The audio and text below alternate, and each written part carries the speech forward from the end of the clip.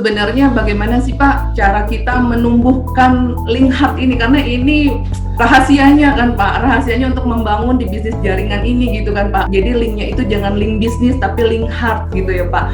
Nah bagaimana sih Pak menumbuhkan ini gitu supaya jaringan kita juga akhirnya besar dan semakin besar gitu Pak. Bisnis jaringan itu bukan bisnis fisik saja gitu. Misalnya contoh fisik barang ini, sebenarnya bisnis kita sesungguhnya adalah bangun aset. Aset yang kita bangun ini bukan gedung. Iya, Pak. Kita membangun diri saya, membangun tim saya, itu manusia. Jadi istilahnya kita yang mengontrol mind kita, mengontrol hati kita Pak, dan jangan sampai kita dikontrol oleh pihak luar gitu kali Pak ya. Ya, pertama sebenarnya yang penting kita jangan sampai dikontrol oleh ego dulu Pak. Pada dasarnya kita dikontrol oleh ego.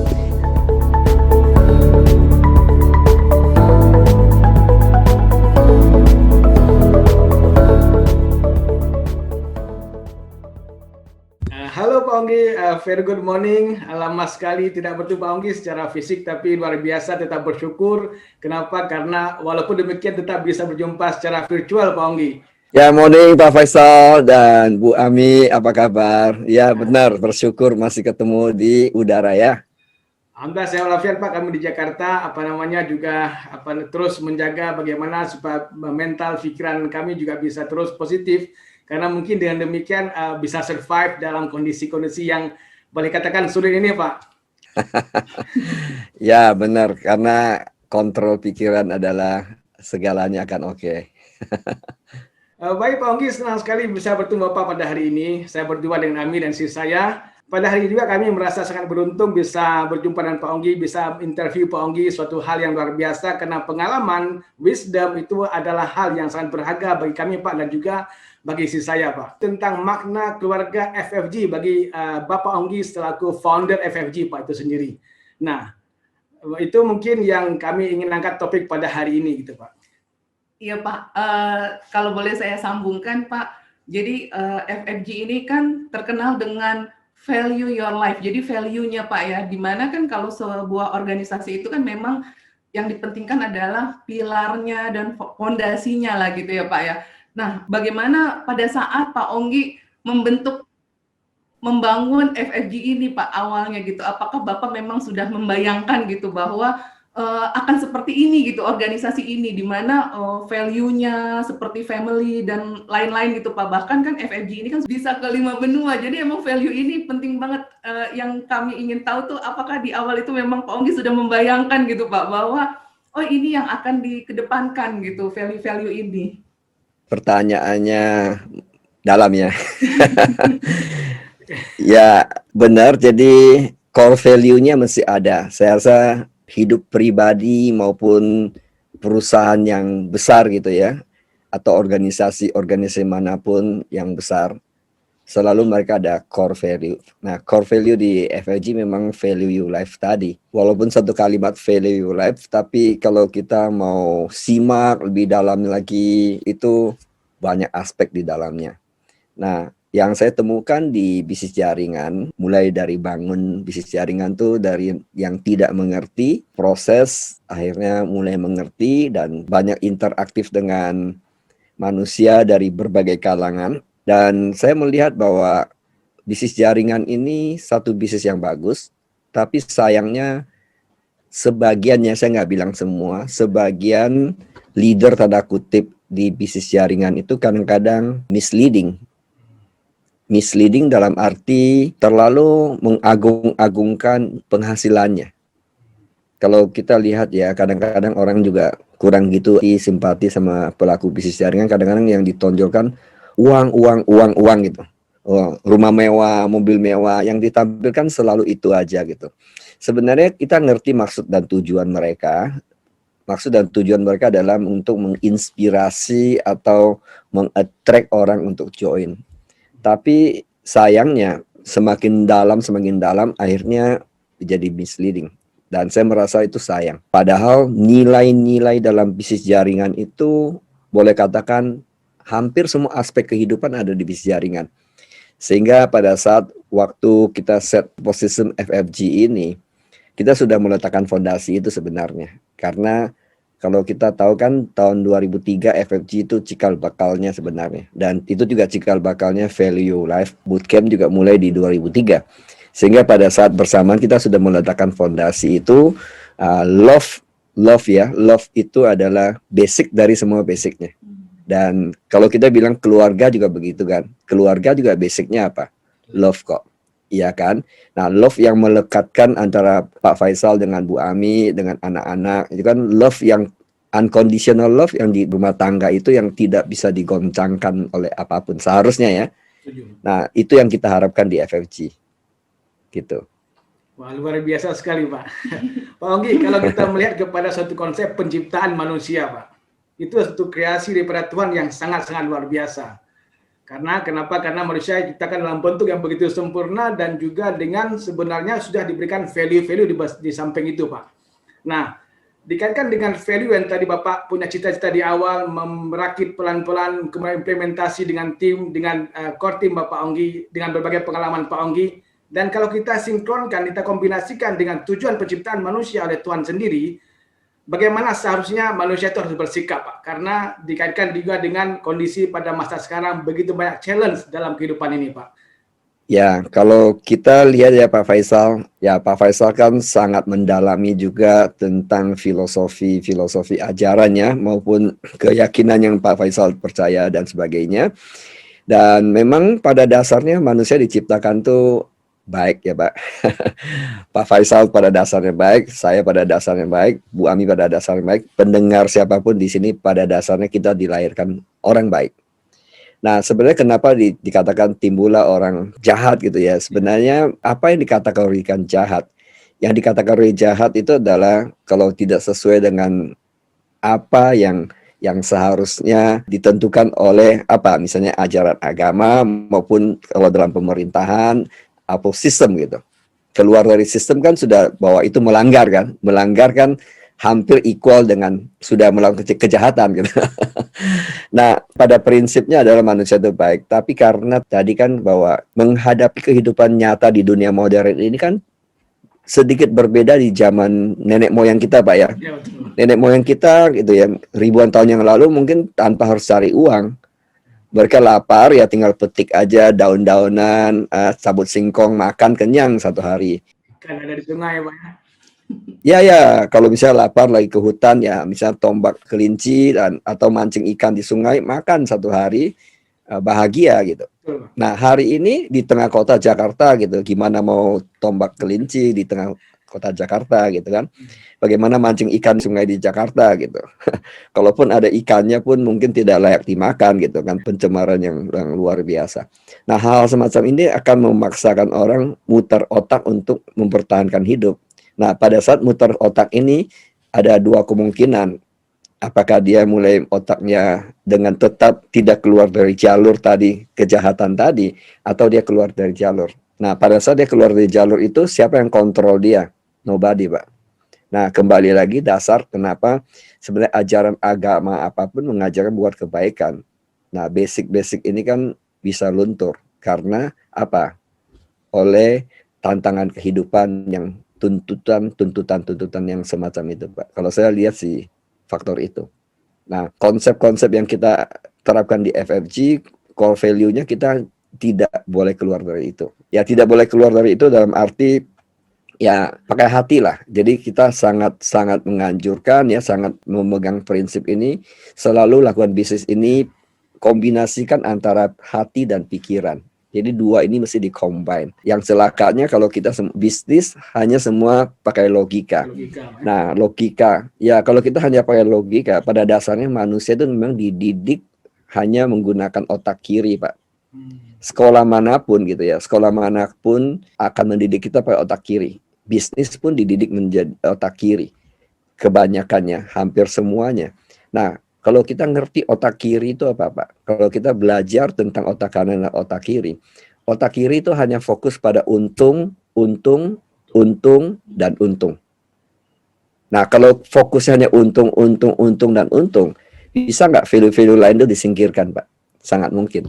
Oke, Pak Onggi, jadi emang kalau menurut kami itu memang sebenarnya yang paling penting itu membangun diri sendiri dulu ya, Pak ya.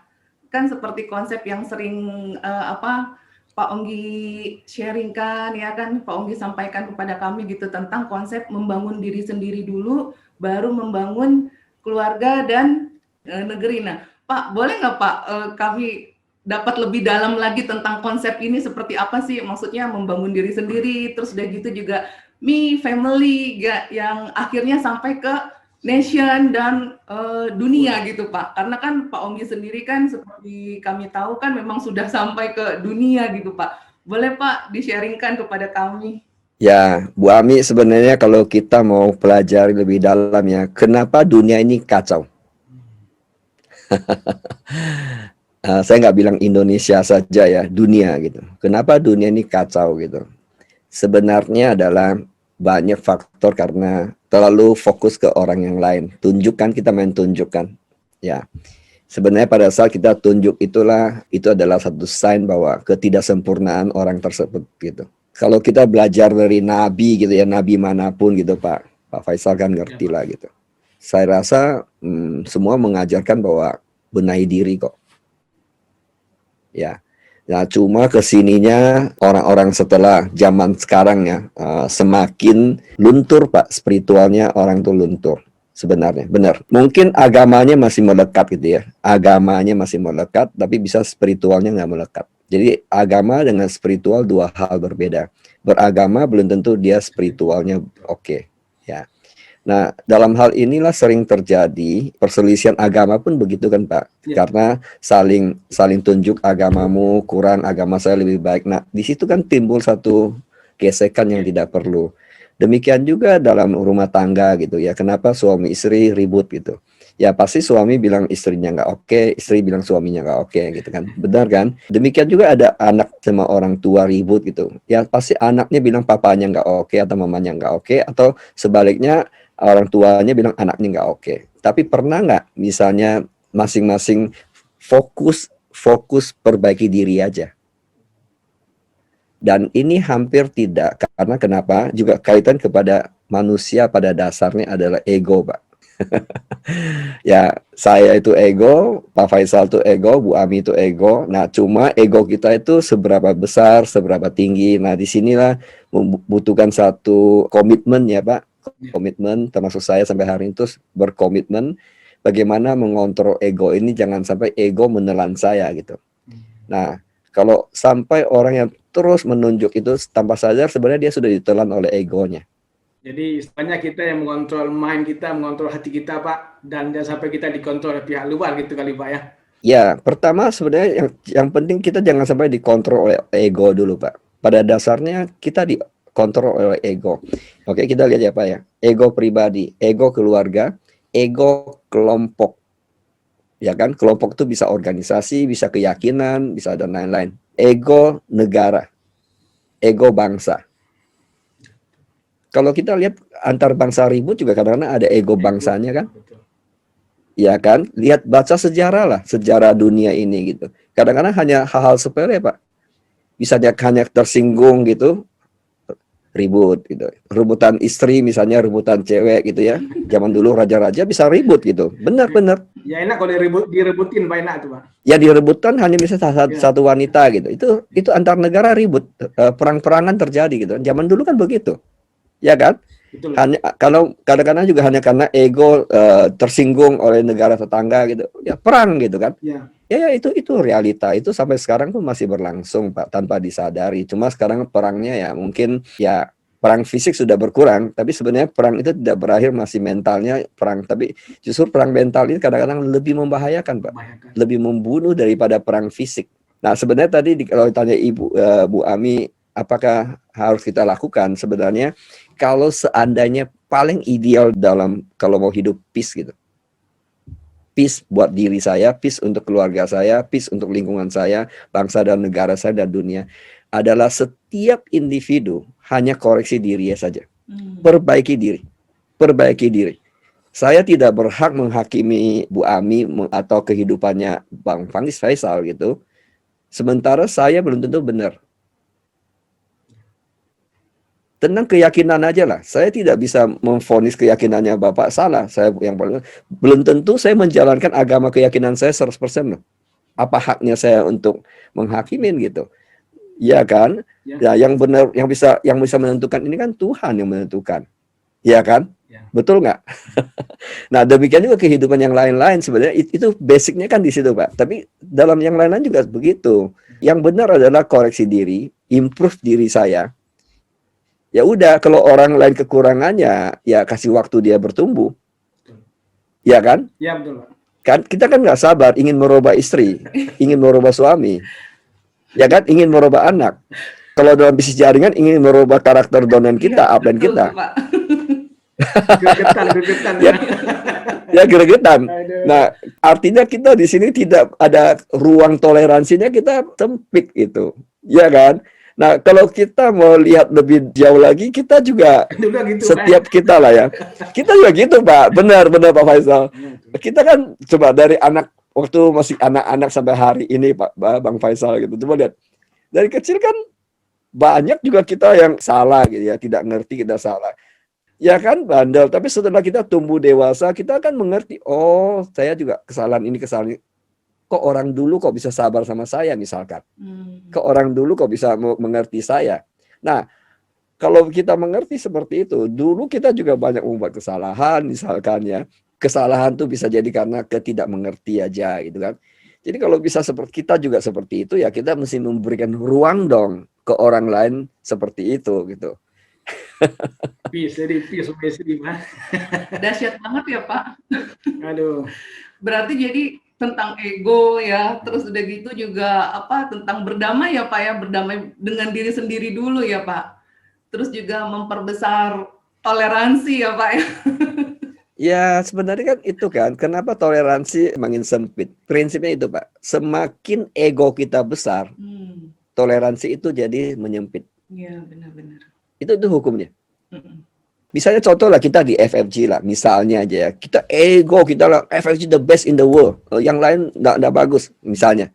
Itu kita mulai ego ini.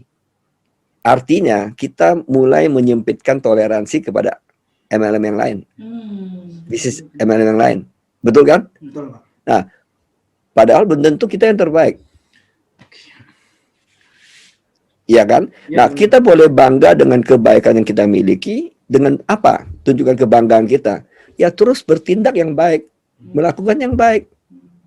Improve diri. Pada saat kita improve, kita lihat buah-buahnya gitu. Kalau orang kan lihat dari buahnya. Bukan dari ngomongan kita. Iya kan? Iya, Pak. Waduh, ini bahasnya tinggi kali lebar kali dalam nih Pak. Pak Ogi, ini semakin menarik nih Pak. Saya ingin menggali ilmu Pak Ogi lebih dalam nih Pak. Karena semakin lama semakin menarik, luar biasa kan. Kalau boleh saya flashback sedikit Pak, mungkin tahun 2012 itu pertama sekali saya duduk bareng sama Pak Ogi sama tim waktu itu di Aceh. Kita duduk di satu cafe, if I'm not mistaken jam 1 atau jam 2 pagi gitu Pak. Itu saya sangat terkesan dan tidak terlupakan dari itu sampai sekarang Pak. Waktu itu saya lagi bicara apa yang membuat Bapak waktu itu saya bertanya hari masih ingat kita di kafe itu bagaimana sebenarnya bicara masalah kekhawatiran Pak. Terus Pak Anggi luar biasa. Kenapa luar biasa menurut saya itu? Pak Anggi tidak langsung ambil itu kesempatan untuk Pak Anggi gunakan sendiri. Tapi Pak Anggi bilang oke, silakan yang mau jawab dulu, misalnya Bu Filan waktu itu, ada Bu Ilani, dan Bapak mempersilakan beliau untuk memberikan wisdomnya dulu juga, karena itu adalah suatu proses keberhasilan sebenarnya Bapak Onggi membawa tim sampai apa namanya raise up begitu Pak. Seperti kami belajar untuk raise up. Nah, yang ingin saya tanyakan Pak, ini bicara tadi makin menarik Pak. Ketika kita membuka ruang toleransi dan kita memahami orang lain, baik itu saya dan tim atau saya dan istri misalnya gitu Pak, ataupun bahkan misalnya satu pemahaman yang lain, itu saya melihat bahwa sebenarnya keberkatan itu datang Pak. Tapi pada satu contoh yang saya mempersempit ruang toleransi, tidak memahami, justru orang-orang yang tadi saya mau grab itu, baik tim yang saya mau recall gitu Pak, ataupun yang saya mau rangkul, itu mereka malah menjauh. Tapi begitu saya mencoba untuk membuka ruang mereka, itu seolah pintu itu datang terbuka dan mereka masuk gitu Pak. Ini yang saya pahami, tapi saya ingin dapat lebih dalam daripada Pak Onggi tentang hal ini, Pak. Benar sekali, Pak. Benar. Kalau saya mempersempit ruang toleransi saya, akhirnya kan saya hanya menerima atau dengan hindari, saya hanya menyaring orang-orang yang sama seperti saya dong, yang juga berpandangan sempit, ya kan? Yang juga egonya super tinggi. Karena like attracts like itu. Like likes like gitu. Jadi kalau kita tipe orang yang tidak toleransi, kita akan kumpulkan orang-orang yang sama-sama toleransinya sempit. Nah, kalau kita toleransinya sempit, itu ruangan sempit, itu pintu-pintu semua dan ditutup, Pak. Oh gitu. Hanya buka satu pintu aja. Ya, satu pintu yang satu aliran sama saya, satu keyakinan sama saya, satu, misalnya contoh lah, kita tidak mau bersahabat dengan orang di luar FFG. Kita tidak mau bersahabat dengan orang-orang di luar MLM. Kan artinya kita menutup pintu dong kalau begitu. Ya kan? Kita juga kasih toleransi kalau orang nggak mau MLM, itu pilihan dia, hak asasi orang, ya kan? Kalau orang nggak aktif, itu hak asasi orang, bisa ya. Kalau orang mau masuk, hak asasi orang dan sebagainya. Nah, kalau saya selalu buka pintu, bisa jadi hari ini orang nggak suka MLM, suatu saat dia suka. Ya kan? Ya, Pak.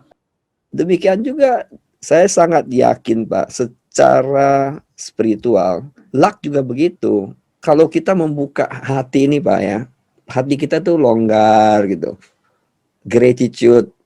Orang gratitude kan menerima seisi dunia ini, Pak. Betul. Iya, Pak. Benar. Benar. Karena itu namanya gratitude. Kenapa gratitude selalu orang bilang buka tangan gitu? Artinya apa? Kenapa nggak gratitude begitu? Atau gitu? Kenapa gratitude begitu? Iya, lapang, Pak. Kalau pasal hati kita lapang, opportunity datang, Pak. Serius.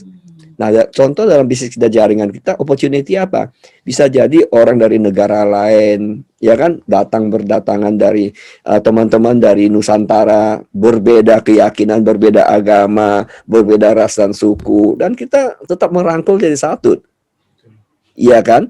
Nah, artinya kita buka semua pintu. Semua pintu kita terbuka, dan itu adalah sebenarnya fortune. The best fortune is not your money. The best fortune adalah people surrounding you. Seperti apa kualitas orangnya. The best fortune, Pak. Hari ini Pak Faisal dan Bu Ami, kita kan berbeda keyakinan nih, ya kan? Ya. Tapi kita saling respect, Pak. Kita saling menghormati. Itu adalah fortune yang terbaik, Pak. Itu fortune itu, Pak. Itu more than, lebih dari berlian, loh. Lebih dari emas. Karena bisa jadi suatu saat saya butuh bantuan Pak Faisal dalam hidup saya. Demikian juga bisa jadi Bang Faisal dan Bu Ami suatu saat butuh bantuan saya. Kita kan nggak bisa menjadi arogansi, sombong. Enggak, saya nggak butuh kamu. Nggak bisa. Pas misalnya dia contoh aja. Saya ada kecelakaan di depannya Bang Faisal. Ya kan? Bang Faisal akan bantu saya gitu. Dan sebaliknya.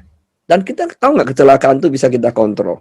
Nggak bisa juga. Itulah sebabnya kenapa tadi saya bilang the best fortune itu bukan uang kita, Pak. Uang kita bisa mematikan kita, bahkan memang bisa menyelamatkan, bisa mematikan. Tapi fortune itu cenderung menyelamatkan, Pak. Wow, luar biasa banget Pak ilmunya. Makin lama makin dalam. Makin lama makin dalam ya Pak. Ini semua sebetulnya bekal ya Pak untuk kita benar-benar membangun ya kan, membangun bisnis gitu. From the bottom of our heart Pak, we are thankful, very thankful. Kami sering lah mendoakan. Kalau saya bilang setiap waktu mungkin berlebihan, tapi saya memang sering mendoakan guru-guru kami FFG Pak, walaupun berbeda keyakinan, tapi kita adalah hidup berdampingan dan memang terasa damai sekali Pak. Itu yang kami lakukan juga. Saya benar loh Pak, saya setiap pagi, setiap malam sebelum tidur, saya tidak lepas.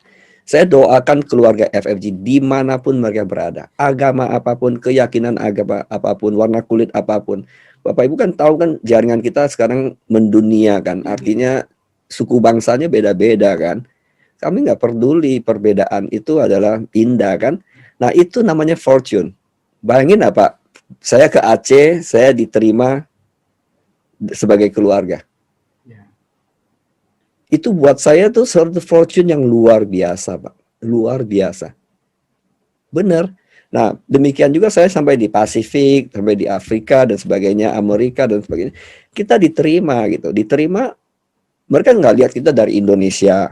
Oh, suku apa. Enggak begitu. Yang mereka lihat ini adalah manusia, sesama leader yang membangun manusia, yang mereka lihat itu akhirnya. Jadi mereka tidak lagi melihat bahwa oh you dari Indonesia nih, dicap yang aneh-aneh, banyak bomnya. Nggak gitu lagi kan? Bener loh Pak, pertama saya ke Afrika, orang mencap Indonesia itu adalah tempatnya bom. Saya bilang, saya lahir di Indonesia, saya besar di Indonesia. Enggak, itu tiap hari bom, cuma kena pengaruh dari berita-berita itu kadang-kadang memang diciptakan untuk membuat orang tuh teror, Pak. Dan itu kadang-kadang ada kepentingan orang di belakang itu. Kadang-kadang ada kepentingan antar negara, kadang-kadang ada kepentingan bisnis. Nah, orang-orang yang tidak ngerti kan kena racun gitu kan. Kena racun, diracuni bahwa dianggap orang Indonesia semua kayak gitu. Enggak lah, Bang Faisal orang baik, Bu Ami orang baik yang saya tahu. Bener loh, iya kan? Iya, Pak. Enggak semua seperti itu. Kadang-kadang kita terkontaminasi oleh negatif news. Makanya kenapa di FMC kita selalu menghindari bad news kan. Lebih baik menghindari lah daripada otak kita diracuni hal-hal yang begitu. Benar.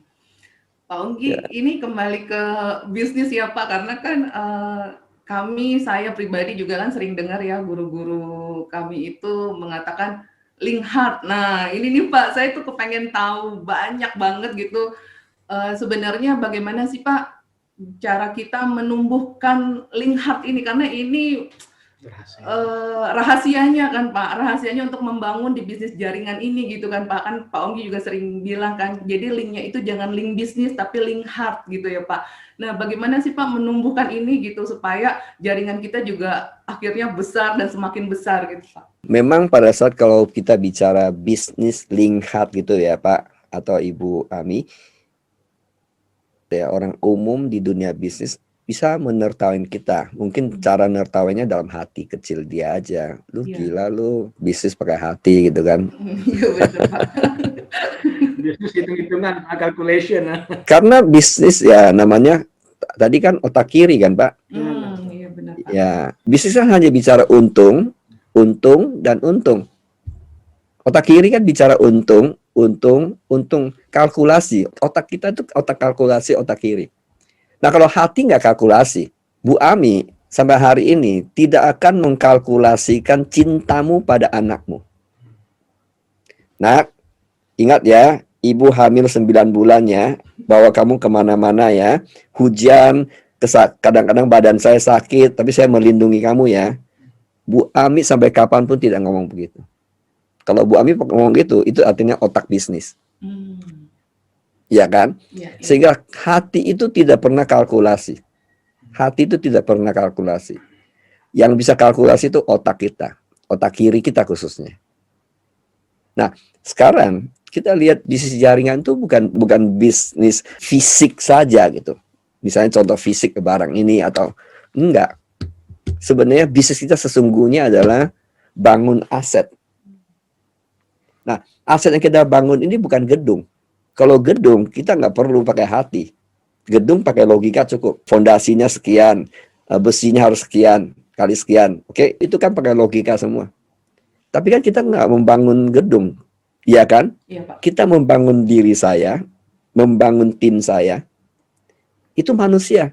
Nah, kalau manusia dipakai logika untuk hitung-hitungan, pasti ujung-ujungnya adalah saya akan hitung untungnya Bu Ami sama saya apa. Saya untungnya apa? Bu Ami sebenarnya saya dengan Onggi untungnya apa? Kalau kalkulasi untung rugi, suatu saat menemukan bahwa nggak menguntungkan, Bu Ami akan tinggalkan saya. Atau sebaliknya saya juga tinggalkan Bu Ami. Karena secara kalkulasi nggak ada untungnya. Iya, benar. Kembali lagi tadi saya bilang tentang fortune. Fortune, manusia kadang-kadang terlalu pintar. Serius ini Pak, Bu. Manusia ini kalau terlalu pintar menggunakan otaknya terlalu banyak dan cenderung tidak bijak. Dan sebenarnya tidak bijak itu menunjukkan kebodohan juga. Dan saya temukan banyak orang yang terlalu pakai otak kiri. Sekolahnya tinggi banget, pintar banget, semua pakai kalkulasi. Tapi ada satu hal yang dia lupa, bahwa hati itu tidak bisa kalkulasi.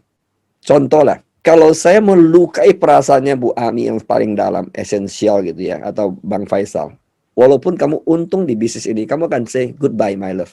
Yeah. Saya tidak mau sama kamu lagi. Walaupun uang dapat banyak, saya nggak happy sama kamu. Saya punya prinsip hidup dan sebagainya, kamu melukai semua. Walaupun kamu dapat 1 miliar, 2 miliar, 10 miliar, kamu akan say goodbye. Tapi misalkan kita klop misalnya saling ada care, perhatian dan sebagainya dan saling menghargai, saling respect. Walaupun saya mau ngusir nih, Bang Faisal nggak boleh ikut sama saya lagi, Bu Amin nggak boleh ikut sama saya lagi. Tetap bilang, kenapa Pak Amin, saya suka kok. Misalkan, I will with you. Iya kan? Nah itu kan, sebenarnya gitu. Nah contoh lah misalnya Bang Faisal dengan Bu Ami, anakmu gitu, ya kan? Sampai kapanpun dia akan lengket secara hati dengan papa mamanya. Bener. Seberapanya dia marah sama ibu gitu ya. Mungkin dia namanya anak sama bisa marah. Tapi dia tidak bisa lepaskan kangen cinta sama ibunya gitu. Nggak mungkin sama bapaknya. Nah dia kan kembali kan. Karena apa? Karena hati. Ya, kurang lebih gitulah. Jadi bangun bisnis jaringan karena kita bangun manusia. Mesti mengkombinasikan akal sehat dan hati sehat. Nah, dua hal inilah sebenarnya jadi fondasinya FFG juga. Walaupun kita bisa ditertawain orang-orang bisnis gitu ya, orang-orang yang pakai logika. Mungkin siapapun yang dengarkan show ini dia akan bilang, ini orang berlebih-lebihan. Nggak apa-apa. Terserah orang mau nilai kita apa. Yang penting saya tahu prinsipnya bangun manusia itu tidak bisa dengan kalkulasi. Seperti kita membangun anak kita tidak bisa kalkulasi. Contoh lagi lah misalnya, Bang Faisal dengan Bu Ami kenapa sekolahkan anak? Apakah kita kalkulasi nanti ya dia biar dia sekolah, nanti kalau suatu saat kita tua dia bekerja untuk saya. Nah kalau itu anak itu tahu dia sakit itu. Iya, betul. Berarti orang tua saya mengkaryakan saya dong. Nah tapi saya yakin Bang Faisal dan Bu Ami bukan karena itu. Kasih anak itu belajar, biar dia punya pegangan hidup, biar dia mengerti tentang hidup, biar dia ada pengetahuan, biar dia bisa hidup suatu saat tanpa saya. Artinya itu kan ada hati di situ. Nggak lagi kalkulasi. Benar kan? Iya. Nah, di sini sering kita lupa. Makanya saya bilang saya nggak takut ditertawain orang gitu. Saya tahu sering kalau kita bicara gitu. Saya tahu kok cara mereka memandang saya sudah ngerti. Tapi saya keep on saying sampai hari ini. Sejak dulu, sudah lama Pak. Saya pakai prinsip ini sudah lama. Sampai hari ini, sampai kapanpun, saya akan keep on saying the same thing. Karena itu adalah basicnya dari bangun jaringan.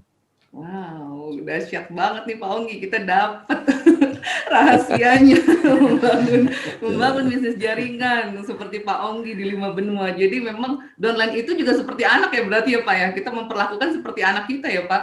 Kadang-kadang orang bilang lebay banget lu gitu kan. Sebenarnya kalau kita mau lihat ya perbedaan anak kandung dengan misalnya anak yang bukan anak kandung kita gitu ya. Bedanya cuma di mana? Bedanya hanya garis keturunannya aja kan. Iya kan? Tapi secara esensi manusianya sama. Bang Faisal anaknya dengan anak saya gitu. Dua-dua di depan saya misalnya. Memang secara ego kita, ego keluarga ya. Tadi kan kita bilang ada ego. Kalau saya bilang saya bantu anak Bang Faisal duluan itu bohong banget. Itu logika ya. Makanya itu logika. Betul kan? Ya, setelah logika pasti bantu anak sendiri dulu. Kedua bantu anak orang lain kan. Itu nggak salah secara kalkulasi logika. Tapi kalau kita bilang kalkulasi hati, udah nggak lihat lagi. Dua-dua mesti dibantu. Karena mereka juga berhak dibantu. Nah, cuma sekarang bagaimana saya bisa membalancekan feeling ini dengan ini, itu kan tantangan. Tantangan kembali ke ego kan? Iya benar. Kalau kita bahas dari awal ego kan? Iya. Ego keluarga saya dong. Iya. Iya kan? Bagaimana cara menangkalkan ego ini? Ini jadi satu kerjaan besar. Nah, kalau kita belajar gitu Pak ya, dari pemuka agama manapun, mereka mencintai umatnya. Mereka nggak membandingkan ini anak saya kandung, bukan anak kandung saya. Mereka mencinta umatnya, umat saya. Ya umatnya Tuhan. Iya kan? Iya. Ya intinya gitulah. Luar biasa Pak, kalau kita mungkin kuliah itu mungkin udah tingkat S3 udah selesai itu ilmunya kalau belajar secara agama ke ilmu tasawuf ataupun ilmu tentang tentang kebatinan hati yang benar gitu Pak ya, tentang hati Pak. Luar biasa sekali Pak, dari awal tadi kita berbicara tentang hati, tentang ego, tentang bagaimana mengcombine pikiran dan hati, kemudian bagaimana menghadapi kenyataan. Pak Onggi tidak luput bahwa kita manusia Pak Onggi, saya manusia, Ami manusia, istri saya manusia, Pak Onggi dan keluarga manusia, semua kita manusia yang diciptakan luar biasa sekali Pak Onggi. Tapi ada satu hal nanti yang kita mungkin khawatirkan ataupun mungkin bagaimana kita menyikapinya kemudian hari Pak Onggi. Pertanyaan saya ataupun yang saya ingin dapatkan pada Pak Onggi pada Bapak Onggi luar biasa sekali sudah membentuk value, nilai dan bahkan bukan saja nilai tapi mempraktekkan nilai tersebut melalui program-program FFD yang luar biasa sekali. Dikombine dengan 3x21 membaca buku, dipraktekkan dengan mentoring program, kemudian ada challenge-nya lagi, tapi at the same time kemudian dia pass the challenges. Pak Onggi memberikan penghargaan kepada manusia karena mereka adalah manusia yang patut dihargai Pak Onggi. Ini saya melihat adalah suatu value yang Pak Onggi sudah bentuk yang luar biasa sekali Pak Onggi. But Pak Onggi, one day me, my wife, our family and you God save, we respect you a lot Pak Onggi. We will live, kita akan meninggalkan dunia ini Pak Onggi. Saya melihat bahwa luar biasa sekali yang amal jariah lah dalam bahasa agama saya sebut, ada satu amal yang tidak akan putus-putus Pak Onggi akan nikmati nanti pada suatu saat. Mohon maaf sekali Pak Onggi, kami mendoakan Pak Onggi kesehatan, keafiatan, kepanjangan umur dan yang kami bisa doakan yang baik-baik selalu Pak. But Pak Onggi, ini mungkin bagi saya dan teman-teman saya dimanapun mereka berada Pak, satu saat mereka akan melihatnya, memahaminya seperti apa Pak Onggi yang Bapak Onggi ingin tinggalkan FFG ini kepada umat manusia sebagai legasi yang luar biasa Pak Onggi. Dengan segala mohon maaf Pak Onggi. Ya, kerinduan saya yang paling dalam adalah FFG ini bisa menjadi tempatnya kuliah gitu ya. Kuliah semacam universitas terbuka untuk semua kalangan. Yang intinya adalah improve personal growth-nya dulu. Saya sangat yakin Bang Faisal ya. Saya sangat yakin kalau setiap orang mulai belajar fokus tentang self development-nya, dia akan menemukan jawabannya bahwa hidup ini mesti bisa menerima kekurangan orang lain. Bisa menerima kekurangan saya. Nah, itu kan awal dari semua peace. Kalau kita lihat bahwa banyak orang gitu ya, kita termasuk kita lah, kita kadang-kadang idealnya gitu. Wah, kita mau bring peace to the world, mau bring peace to the world. Mau membuat dunia ini damai gitu. Tapi meanwhile kita juga sibuk terus menilai orang lain gitu. Dan sepertinya pekerjaan yang tidak mungkin gitu. Ini pandangan saya, Bang Faisal. Nah, harapan saya misalnya contoh lah, saya perhatikannya, karena saya sangat memperhatikan di setiap leader saya, walaupun tidak langsung kadang. Saya perhatikan anaknya Bang Faisal sama Bu Ami gitu. Mempraktekkan 3x21, baca buku gitu ya. Wow, saya tersentuh loh, serius. Saya tersentuh. Saya melihat bahwa generasi semuda itu ya, mereka umur berapa sekarang? 12 Pak, 12 dan 15. Mulai umur berapa dia mulai terapkan, mulai dia ngerti? Usia 8,5 tahun atau 9 tahun Pak gitu. 9 tahun. Iya. Bisa bayangkan nggak anak semuda 9 tahun ini mulai dikasih input-input yang positif. Jadi dia bisa membedakan mana yang benar, mana yang salah. Bahkan saya dengar dia sudah ngerti investasi. Ya. Mungkin ya banyak kan? investasinya itu dibaca buku Pak. Terima kasih Pak. Nah, bayangkan nggak umur 9 tahun, belasan tahun gitu ya, masih di bawah 15 tahun, sudah ngerti investasi. Jujur, saya umur berapa baru mengenal investasi gitu. Kalau mereka semuda itu sudah mulai investasi, kira-kira hidup ke depannya anak-anaknya Bang Faisal dengan Bu Ami gitu. Kira-kira ada peace of mind nggak tentang finance? Iya Pak. Sangat. Di usia semuda itu dia sudah investasi. Terlepas angkanya seberapa besar, tapi prinsipnya itu. Pada saat dia investasi, mindsetnya sudah benar nih. Bukan mindset yang foya-foya uang misalkan. Itu contoh saja. Hasil nyatanya adalah anak ini nanti finansialnya pasti kita lihatlah, kita kalau bilang pasti nanti Tuhan yang tahu bahwa kalau kita masih hidup gitu Pak ya, nanti lihat anaknya Bang Faisal, lihat aja, bedakan dengan anak yang tidak menerapkan itu, yang tidak baca buku, lihat kualitasnya seperti apa. Bukan kita mau anggap remeh orang lain dan sebagainya, enggak gitu. Saya hanya bilang bahwa dari situ kita lihat nanti kualitas. Nah, bayangkan nggak misalnya keluarga FFG itu menduplikasikan prinsip itu, contoh 3x21 lah, oke, kepada anak-anak. Generasi ke depan tuh luar biasa, Pak. Dan tingkat toleransi mereka juga sangat besar gitu ya, sangat bisa menerima dan sangat mendukung kolaborasi yang luar biasa. Nah, kalau dunia ini bisa kolaborasi gitu sebenarnya ya, kalau kita tanggalkan segala macam ego kita ya, kita bisa kolaborasi, itu luar biasa. Bang Faisal pasti punya kelebihan yang saya tidak miliki, dan sementara yang saya memiliki Bang Faisal tidak memiliki. Dengan demikian juga dengan Bu Ami gitu. Nah, kelebihan kita 3 orang ini kekuatannya pasti beda dong. Ya, prinsip yang kita belajar dari kecil lah, sapu lidi gitu. Satu biji patahkan gampang, 3 biji patahkan masih gampang. Tapi gabungan kita punya tim Bang Faisal yang sekian banyak orang, gabungan ke tim saya sekian banyak orang di seluruh dunia. Ayo lu, mau pakai Hercules pun bisa patahkan itu. Nah, itu adalah the power of one, the power of kolaborasi. Nah, the power of one hanya bisa terjadi kalau kita sudah menselaraskan pikirannya sama, cara memandangnya sama, dan sebagainya. Dalam arti yang lebih luas ya. Tadi dibilang bahwa dengan sering belajar improve diri, kita akan toleransinya ada. Nah, kalau mau menyatu itu apa? Kalau nggak ada toleransi, nggak bisa menyatu. Even suami istri tidak bisa menyatu kalau tidak ada toleransi satu yang lain. Coba tiap hari Bu Ami hanya menghakimi Bang Faisal. Sebaliknya Bang Faisal tiap hari menghakimi Bu Ami. Saya rasa itu hanya masalah waktu, patah itu. Tapi misalnya saling melengkapi gitu. Nggak ada orang bisa goncangkan kehidupan kalian. Nggak ada. Kurang lebih gitu. Kalau tanya apa legasi yang saya ingin tinggalkan, ya tinggalkan kepada generasi akan datang adalah tentang personal development itu penting, sehingga terjadilah satu peace yang sesungguhnya, yaitu peace yang sesungguhnya adalah pada saat kita tidak menyerang tetangga kita, tidak menyerang orang lain, bahkan merangkul. Nah, itu peace sesungguhnya. Bisa merangkul orang lain hanya mungkin kalau kita punya toleransi yang luas, yang besar, dan kita merangkul dan terima semua kekurangan dan kelebihan. Karena saya yakin saya juga masih banyak kekurangan, oke. Tapi saya sangat bersyukur keluarga FFG bisa menerima kekurangan saya.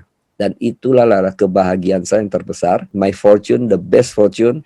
Bukan rumah yang saya tinggal hari ini, bukan mobil yang saya bawa hari ini, bukan keliling dunia yang saya sudah putar 5 benua, bukan itu. Tapi the best fortune pada saat saya bisa diterima apa adanya oleh Bu Ami, oleh Bang Faisal. That is the best fortune that I have. Dan terima kasih Pak sudah menerima kami di FFG. Ya, Dalam perjalanan ini tinggalin alasannya apa? Cuma gak cukup alasan dan never cukup alasan. Nah, itu yang dimaksud dengan link hati, Bu. Kalau link hati, anak ibu tidak punya alasan tinggalkan ibu. Ibu juga tidak punya alasan tinggalin anak. Kalau link hati ya, kalau kecuali link matematika, logika gitu. Wah, anak ini merugikan saya, tinggalin aja dia. Itu pakai otak kiri. Kalau link hati, nggak akan. Ya kan? Gitu. Luar biasa sekali Pak Onggi, tidak terasa perjalanan FFG itu sudah sampai tahap ini Pak, sudah menyentuh umat manusia di berbagai belahan dunia, berbagai benua Pak Onggi. Dan kita pun tidak terasa semakin lama semakin dalam maksudnya FFG, semakin bermakna hidup kami berdua, dan juga kami berusaha terus deliver yang kami dapatkan pesan-pesan ini dan juga pengajaran-pengajaran ini kepada Pak Onggi. Kenapa Pak? Karena mungkin di luar sana tentu value-value banyak sekali, pengajaran-pengajaran sudah cukup banyak sekali, tapi panutan, contoh, praktek itu yang mungkin jarang sekali orang bisa mendapatkan dengan cara-cara yang benar, dengan praktek-praktek yang benar Pak Onggi. Terima kasih sekali lagi Pak Onggi. Kita sudah mungkin berada di ujung perjumpaan hari ini. Sebenarnya kami ingin jumpa secara fisik ataupun secara virtual gitu. Udah kangen Pak ya, sudah lama ketemu fisik, mau ketemu gitu. tahun, Ya. Pak. Kami mendoakan kesehatan Pak Onggi untuk keluarga juga Pak Onggi dan anak-anak semuanya, juga Ibu Chandra. Mohon sampaikan salam hormat kami Pak. Suatu saat mungkin bisa berjumpa, bisa bertemu. Karena anak-anak kami pun bilang satu hari kita harus berjumpa langsung dengan Pak Onggi untuk dapat wisdom Pak Onggi, bisa duduk langsung, karena the family is everything, dan kita menyatukan pemikiran, pendapat juga hati ini sangat luar biasa Pak Onggi. Bang Faisal, nanti setelah COVID selesai, bawa anak-anak ke rumah Singapura ya, main-main anak-anak saya ya, makan di rumah, kita ngobrol santai. Wow. Thank you very much, Thank Onggi. you, Pak Onggi. Sama-sama ya, send my regard to family too ya, take care, jaga kesehatan, dan ya terus berkarya. Sampai berjumpa kembali. Terima kasih dan God bless us. God bless you too ya, God bless us. Oke, bye-bye.